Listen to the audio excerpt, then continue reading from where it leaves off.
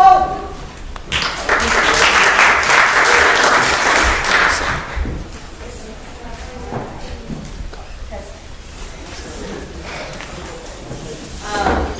Hey guys, my name is Ben Bowman. I'm 22 years old. I actually just finished working as my first semester as a teacher at Lucille Brown Middle School in Southside, and you guys know where that is. So I was asked to come today to speak about being a queer trans man of color. I am a first generation American. And talking about the workforce and applying to workplaces as a trans person is something that feels, there it is. It feels really unsafe in Virginia. When I apply places and I apply to get new jobs, I don't feel safe applying. I'm just going to be frank about that. There is a lot of question about, when I show up, will they even use the right pronouns? Will they use the name I asked them to use? Will they forget, and once your boss forgets to call you the right pronoun once, they will continue to do it.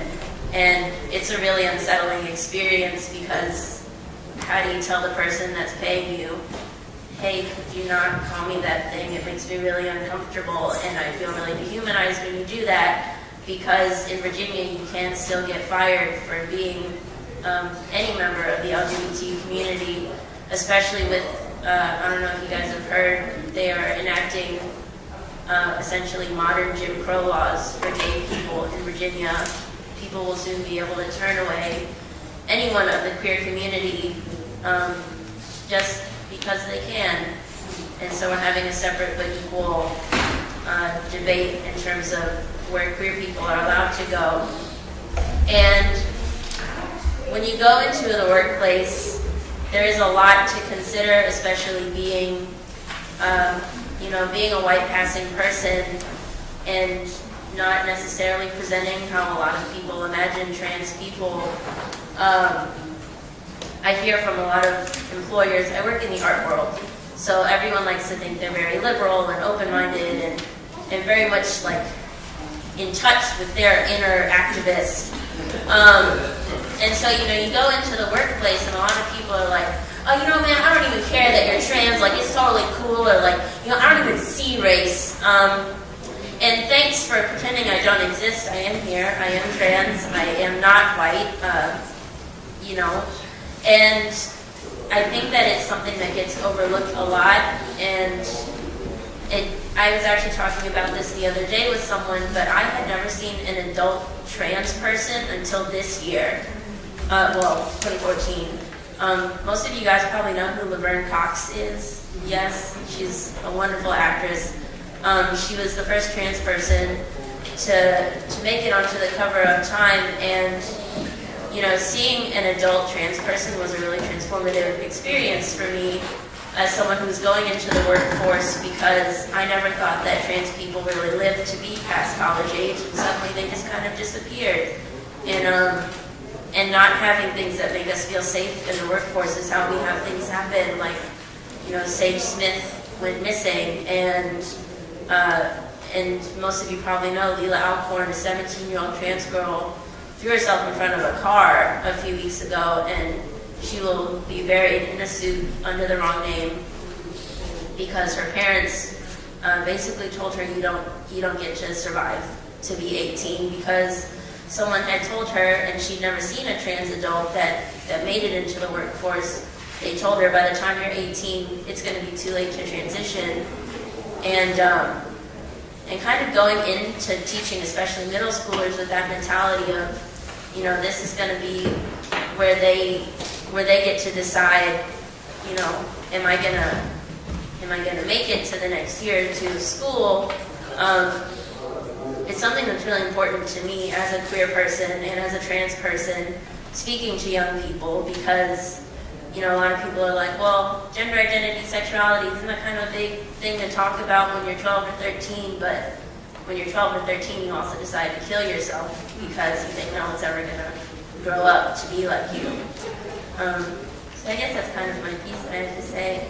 I'll talk to you guys later. We're going to have Mr. Charles Brown. And we'll let Charles introduce his staff.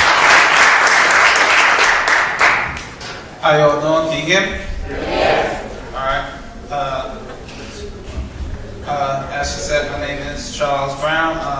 I'm here with our Walmart campaign, but I also represent a number of other organizations, including the Occupy Movement, Occupy the Hood.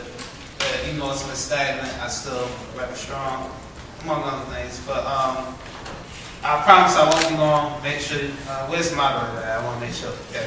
So keep it to it, keep it under 5 minutes. But I'm definitely going to keep on labor issues, but I feel like I want to sound self-indulgent, but I'm going to talk a little bit about my story, just so you get an idea of what I'm talking about. So I'm not native Virginian, I'm not from here, from New York, went to school in Tennessee, and I moved here and been living here pretty much full-time since 2010 after graduating the BA in political science and geography. And I originally came to Virginia to teach. I wanted to teach full-time, and didn't work out exactly the way I planned, so I can't relate to the struggle. But I do subbing, but as you all know, they're taking money away from the public schools, taking money away from teachers, so just teaching by itself, you're not really going to make funds, we get paid once a month. Yeah. So around the summer of 2010, I applied for Walmart amongst a bunch of other places, and they called me back in October, got the job, and I've been working there ever since. And, a lot of people apply to Walmart thinking, it's this great job, and they're liberators, or not necessarily liberators, but, they believe in slogan, save money, live better. And I wasn't as naive. I pretty much knew what Walmart was about. My thing is I'm going to get a check, probably won't be here this long. Well, been here for a while. I've been seeing how they did stuff, and I considered getting another job. This not as easy, but you start to complain and complain, but my mentality switched from, instead of complaining, if I'm going to be here, I might as well make the best out of my situation. Instead of complaining about how much we're getting. You can go somewhere else, but it's still affecting all the other jobs in the economy, one way or the other. Whether it be teaching, the labor force, period. Walmart has a strong grip, has had one for a while. So I said, okay, And then around September 2011, I don't know how many of you remember, Occupy sprung up. And Occupy was huge all over the country. It started in New York, and then it came down the north, then it came here to Richmond. So you got activists all over the country spreading, and then 2012 we had several rallies in the name of Trayvon Martin. I'm pretty sure everyone remembers that, Trayvon Martin, George Zimmerman. Fast forward 2013, one of my fellow activists with Occupy Hood was supposed to speak for a little thing called the Virginia People's Assembly that year, and she couldn't make it and said, well, Charles, can you speak for us? I said, sure. That's when I met Phil. Meet Phil.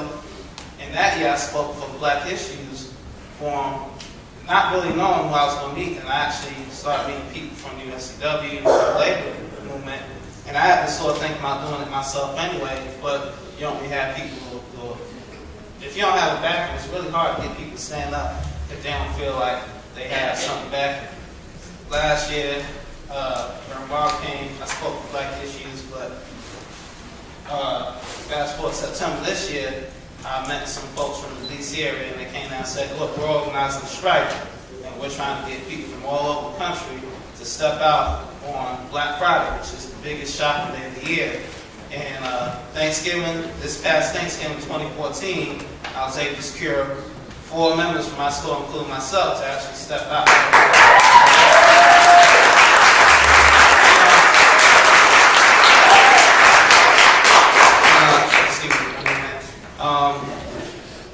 And mind you, it was a diverse group. Myself, one other Black person, and 2 of my coworkers who are fairly, conservative. So it wasn't like we definitely had a rainbow coalition. When we came back, we weren't fired. People saw how we were treated, and we still had that mentality where, well, how did you do that? And we still have a lot of fear, but we're showing people that, as the back of my shirt says, that we want to stand up.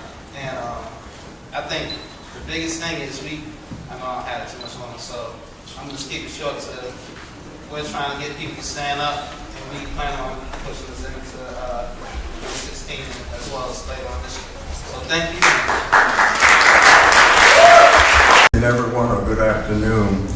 I'm the minister here at Wesley Memorial, and also I'm the newly elected president of SCLC.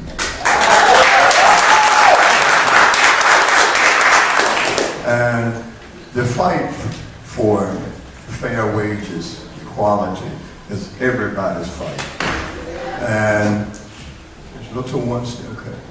And as a church, sometimes I think the church's resources are I look at it as probably one of the greatest wastes that's happened in the 21st century. We've been empowered to be a voice for justice. But what happens is that once people get comfortable in their zone, they don't care about what's going on with anybody else.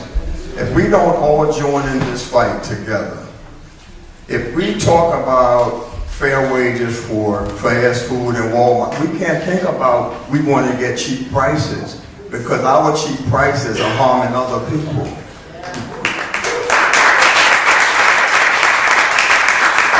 If we want others to have, and look, I'm struggling myself, so I know what it is like for somebody who's on minimum wage, which is criminal. It's criminal. This nation, with the wealth that's going to the top, denying middle class and others any kind of essential living, it's criminal. And I'm amazed that we have let this go on so long. So that's why the union fight is a fight for people's equality and justice. We all must play a part. I can't be in everything, but I do try to support all organizations that are doing something for the justice of all. And we have to all be a part of this. Now, this is for me, because I remember when my father didn't get the same pay as his white counterparts. And people would say, no, that affected us. That meant we couldn't have some of the essentials that other race, that the white race had at that time. And he was doing the same thing, even more and better. It was criminal. It's an injustice. And we should not ever let that happen. Just because maybe, and the way things are going, those who think they're comfortable today, be assured you are not guaranteed anything. Nothing. The healthcare issue, come on. I mean, we have a voice and we have power. It's not the fact that we have limited resources. That's not our problem.